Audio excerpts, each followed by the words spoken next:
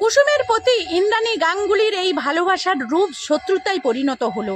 যে মুহূর্তে জেলের মধ্যে ইন্দ্রাণী গাঙ্গুলি শঙ্করকে প্রতিশ্রুতি দিয়ে সেখান থেকে বেরিয়ে আসে, তারপর মুহূর্তে যখন আয়ুষ হসপিটাল থেকে বেরিয়ে এসে ঈশানের কাছে অজরে কাঁদতে থাকে আর বলতে থাকে, ভগবান আমাদের মতো এইরকম দুটো ভালোবাসার মানুষকে সব সময় কেন ভালোবাসার পরীক্ষা নেয় সেটা একবার বলতে পারবি ঈশান? আচ্ছা, এখানে তো কুসুমের কোনো রকম কোনো দোষ ছিল না, সমস্ত কিছু তো আমার দোষ ছিল। আমি আমার নিজের মতো করে আমি আমার সমস্ত কিছু আড়াল করে রেখেছিলাম আর আজকে কুসুমের কাছে সমস্ত কিছু প্রকাশ করে দিয়েছিলাম।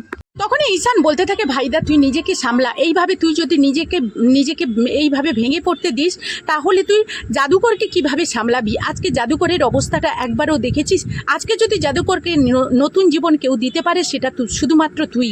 জাদুকর যাতে ফিরে আসিস আমাদের কাছে সেটাই ঈশ্বরের কাছে প্রার্থনা কর। ঈশ্বর তোর প্রার্থনা কিছুতেই বিফল হতে দেবে না রে। আমি জানি তুই খুব জাদুকরকে ভালোবাসিস, তাই জাদুকরের প্রাণ বাঁচানোর জন্য তুই একবার হলেও ঈশ্বরের কাছে। উনি সেখানে ইন্দ্রাণী গাঙ্গুলি বলতে থাকে যে বিশ্বাস করাটা ভালো, ওভার বিশ্বাস করাটা বা ওভার রিয়াক্ট করাটা একেবারেই ভালো না।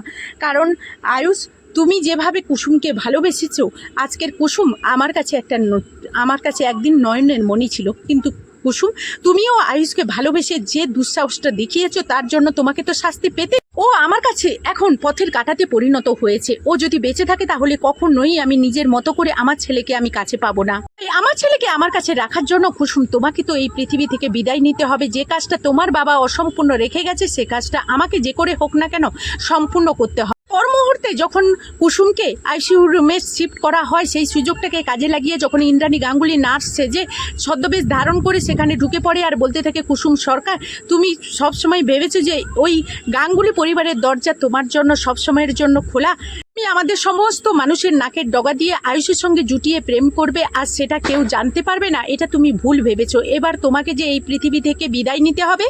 তখনই ইন্দ্রাণী গাঙ্গুলি যখন বালিশ নিয়ে কুসুমের মুখে চাপা দিয়ে কুসুমকে মারতে যাবে, তখনই সেখানে আয়ুষ বলতে থাকে, জানিস তো ঈশান, আমার একটা জিনিস ডাউট হচ্ছে যে যেখানে ডক্টর আমাদেরকে ঢোকার জন্য আইসিইউ রুমে কুসুমের কাছে আমাদেরকে পারমিশন দেয়নি, সেখানে ওই আইসিইউ রুমে কেউ যেন ঢুকেছে।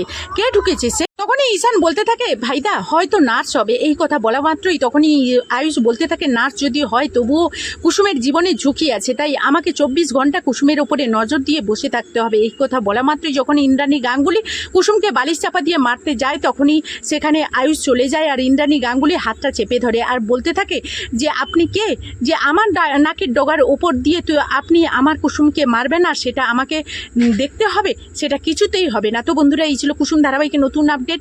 আবারও নেক্সট আপডেট নিয়ে আপনাদের সামনে হাজির হয়ে যাবো। ততক্ষণ সবাই ভালো থাকুন।